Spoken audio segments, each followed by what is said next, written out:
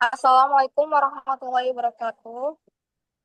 Kami dari kelompok 2 ingin mempresentasikan hasil diskusi kami yang berjudul Strategi Tokoh Agama NU dan Muhammadiyah dalam merekonstruksi wacana multikulturalisme di media sosial.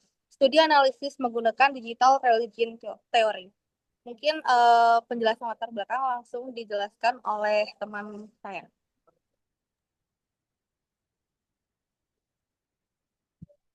Baik, dalam 10 tahun terakhir, TikTok dan YouTube menjadi ruang baru bagi para tokoh agama untuk berdakwah, sekaligus tempat anak muda mencari rujukan keagamaan. Hal ini bukan sekedar perubahan media, tetapi perubahan cara beragama di era digital. Di NU, terutama di kalangan kiai muda, TikTok menjadi media yang sangat efektif, sifatnya yang cepat, visual dan mudah viral, membuat pesan moderasi bisa disampaikan lewat video pendek, humor, dan cerita yang dekat dengan kehidupan anak muda. Karena itu, konten tentang Islam Nusantara, toleransi, dan kebinekaan sangat mudah ditemukan dan banyak dinikmati. Sementara itu, Muhammadiyah lebih menonjol di YouTube dengan tradisi dakwah yang rasional dan edukatif. YouTube memberikan ruang untuk kajian panjang, dialog intelektual, dan penjelasan sistematis tentang Islam berkemajuan. Banyak kanal resmi Muhammadiyah yang aktif menyebarkan gagasan moderasi dan pluralisme melalui formal yang lebih mendalam. Namun, kita juga menghadapi tantangan besar yang mana meningkatnya intoleransi digital. Media sosial sering menjadi tempat penyebaran kebencian, polarisasi, dan hoax bernuansa sara. Dalam situasi ini, NU dan Muhammadiyah memegang peran penting yang mana mereka bertugas merespon melalui pernyataan resmi, klarifikasi hoax, dan kampanye toleransi di dunia digital. Kehadiran mereka juga menjadi penyeimbang penting di tengah arus ekstremisme online. Selanjutnya,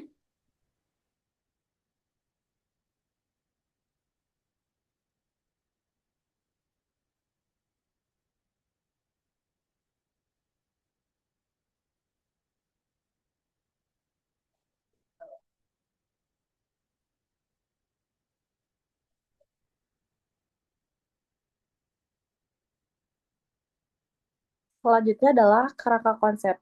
Kerangka konseptual yang digunakan dalam penelitian ini adalah digital religion theory yang dikemukakan oleh Heidi Campbell dalam karya klasiknya yang berjudul When Religion Meets New Media tahun 2010.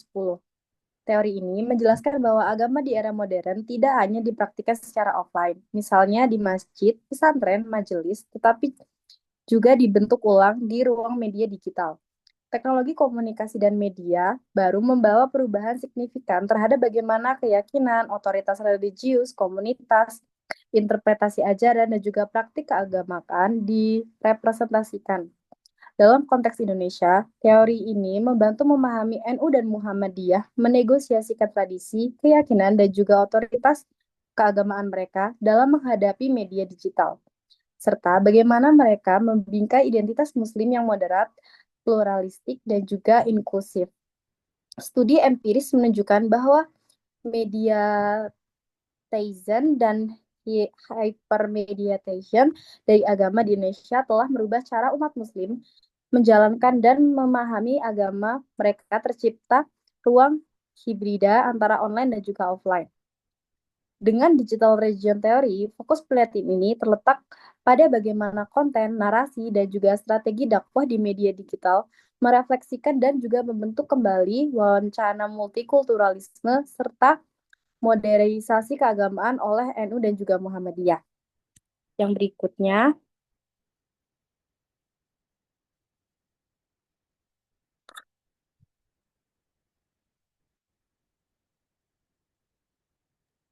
selanjutnya yaitu bagian framing, yang dimana saya akan menjelaskan bagaimana NU, Nahdlatul Ulama, dan Muhammadiyah membingkai multikulturalisme melalui media sosial digital.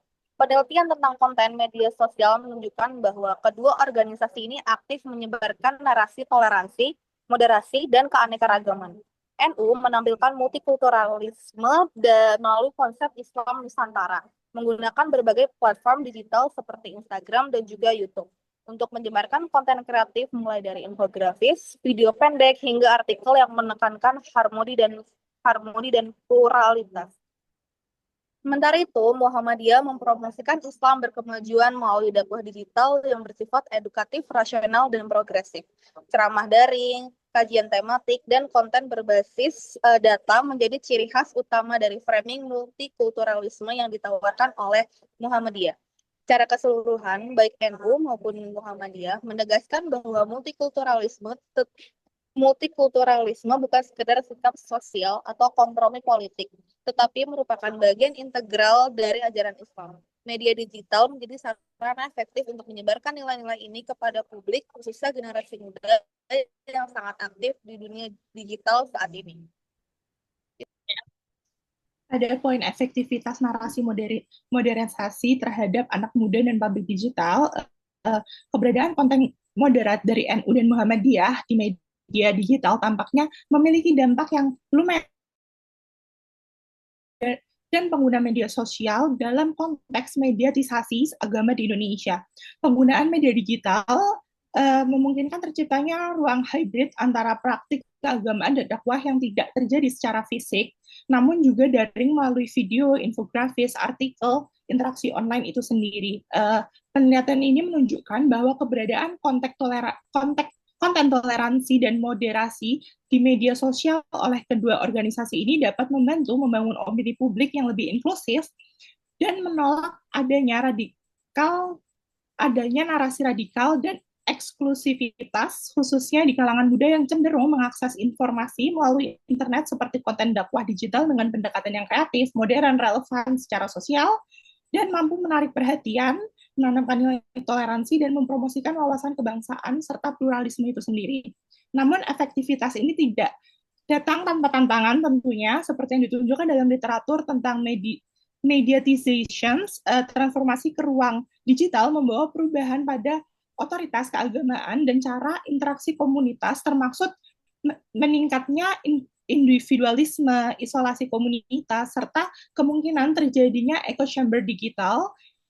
Maka meskipun narasi moderasi telah tersebar, keberhasilan dalam internalisasi nilai-nilai multikulturalisme masih tergantung pada sejauh mana audiens bisa konsisten dalam mengakses konten moderat dan memiliki literasi digital yang baik serta memilah narasi keagamaan dengan kritis. Baik, selanjutnya peran organisasi dalam merespons isu intoleransi digital dan ekstremisme. NU dan Muhammadiyah memiliki peran besar dalam merespon masalah intoleransi dan paham ekstrem, terutama yang menyebar di media sosial.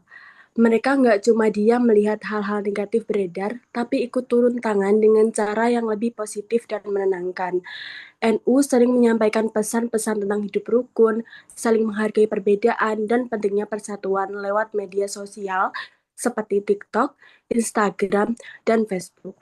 Biasanya pesan-pesan dikemas dalam bentuk video singkat, potongan ceramah, atau unggahan yang mudah dibagikan.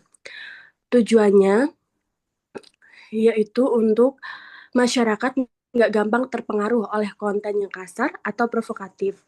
Sementara itu, Muhammadiyah lebih menekankan pendekatan yang edukatif lewat platform seperti YouTube, website resmi, dan kajian online. Mereka berusaha menjelaskan ajaran agama dengan cara yang lebih terstruktur dan logis. Misalnya, lewat video kajian yang berdurasi panjang, diskusi daring, dan sesi tanya-jawab. Dengan cara ini, masyarakat bisa memahami agama secara lebih moderat dan enggak gampang terseret ke arah yang ekstrem. Intinya, NU dan Muhammadiyah hadir di dunia digital bukan cuma sebagai reaksi atas masalah, tapi juga sebagai langkah aktif untuk menciptakan suasana yang lebih damai dan sehat di media sosial.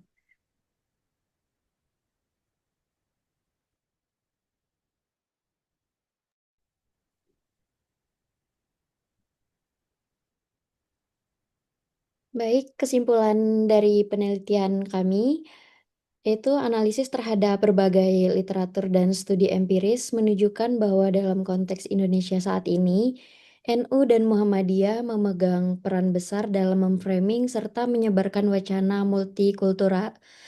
multikulturalisme, dan moderasi beragama di ruang digital.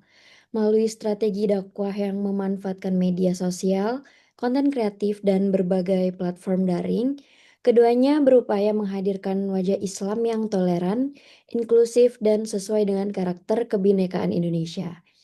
Digital religion theory membantu kita memahami dinamika ini, yang mana agama tidak lagi berlangsung hanya di ruang fisik, tetapi ikut berevolusi di dunia digital, lengkap dengan peluang penyebaran nilai sekaligus tantangan penyimpangan informasi.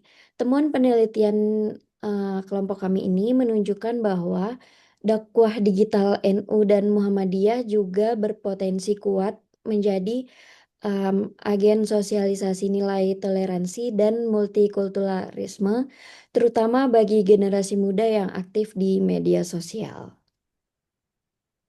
Sekian presentasi dari kelompok kami. Jika ada kekurangan, mohon maaf. Wassalamualaikum warahmatullahi wabarakatuh.